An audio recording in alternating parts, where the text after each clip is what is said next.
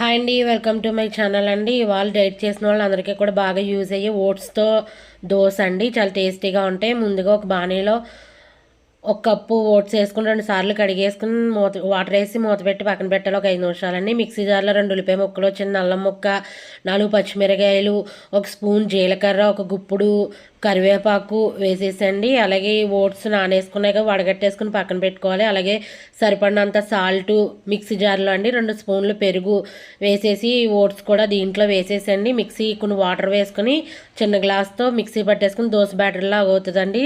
ఈ బ్యాటర్లో మనం 3 స్పూన్లు గోధుమ పిండి కూడా వేసుకుని బాగా కలిపేసుకుని దోశలాగా మనం పెసరట్టు టైప్లో వేసుకుని గుల్లగా వేసుకోవాలండి. మరి పలచగా అయితే రావేయి, ఓట్స్ కదా, చాలా బాగుంటుందండి. లాస్ట్లో తిరిగేసుకునేటప్పుడు జాగ్రత్తగా తిరిగేసుకుంటే అంతే రెడీ అండి. ఆయిల్ తక్కువే పడుతుందండి.